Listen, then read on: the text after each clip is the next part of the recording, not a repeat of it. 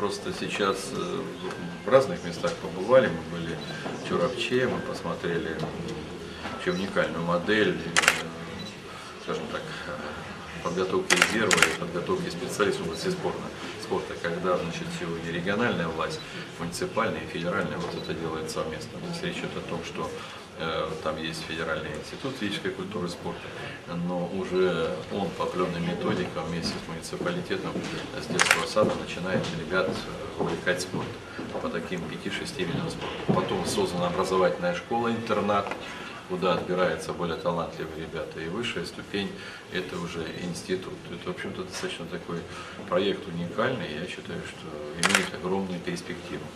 Вот с точки зрения развития Чурапчи, и мы с Егором Александровичем, наверное, года 3 уже обсуждаем тему, я все хотел приехать, возможности не было, но как-то мне сильно казалось, сельской местности, высшее учебное заведение, ну, какой-то есть, в общем, в этом. Да.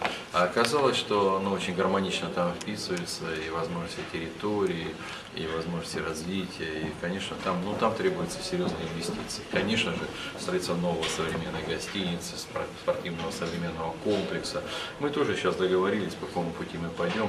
Думаю, что мы обязательно поддержим здесь тоже Чурапчинский институт физической культуры, чтобы он через 2-3 года выглядел уже таким современным центром подготовки специалистов для отрасли. Ну и самое главное, продолжил эту работу.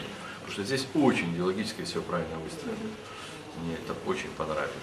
А уточняющий вопрос, а инвестиции в каком объеме? И с какого Сложно сейчас бюджета? мы посмотрели.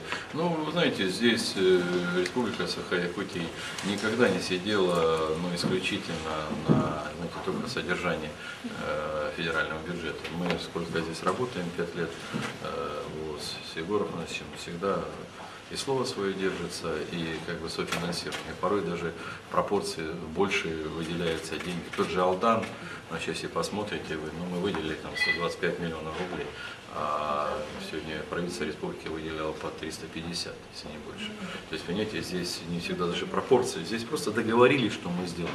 Вот мы решили, что в этом году национальных 2 команды к Олимпийским играм в Сочи будут здесь готовиться.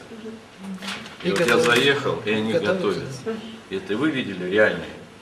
Крюков, Петухов, Поджинский, вся группа Лопухов, Устюгов, олимпийские чемпионки. Люди, которые будут действительно заложат основную здесь подготовку.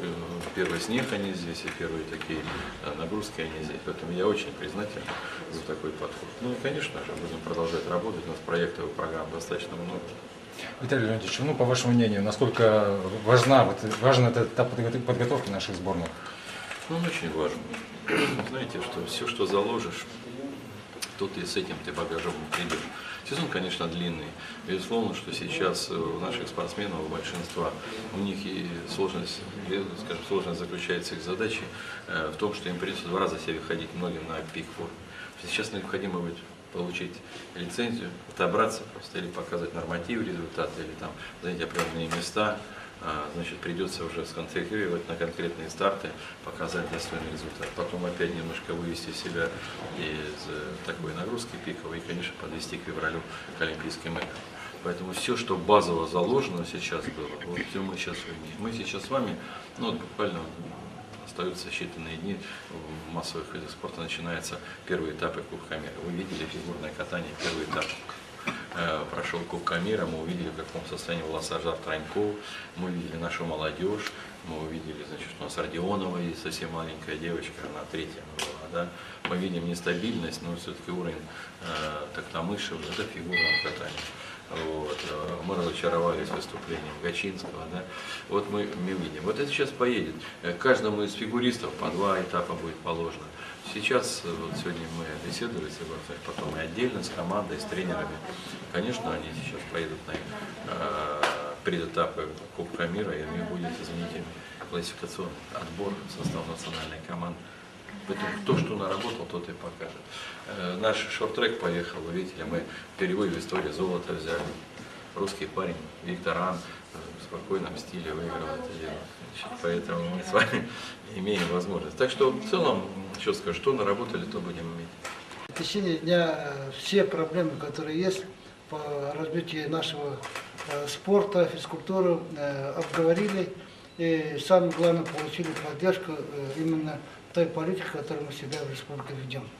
Речь идет и школьный, и подростковый, и массового спорта, речь идет и высшего спорта.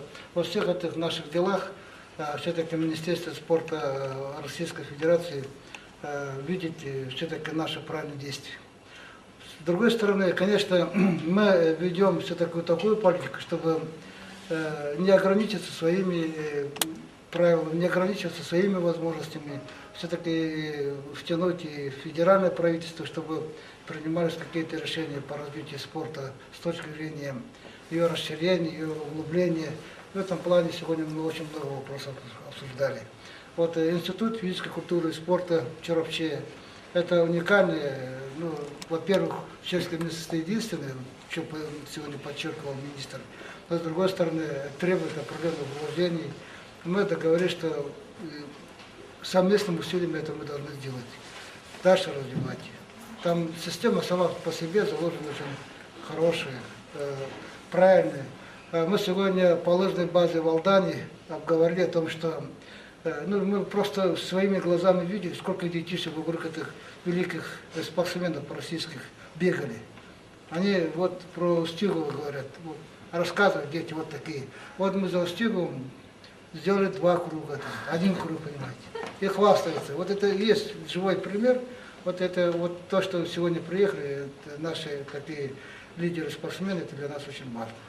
Поэтому мы не ограничились только этими разговорами и так далее, непосредственно планами. Потому что вы слышали, Виталий Леонтьевич, все-таки, несмотря на все сложности нашей Якутии, наши спортивные действия, и в том числе наших организаторов спортивных, он очень хорошо поддерживает. Потому что они видят, что мы делами занимаемся. Раз делами занимаемся, поддерживают, все дела пойдут хорошо.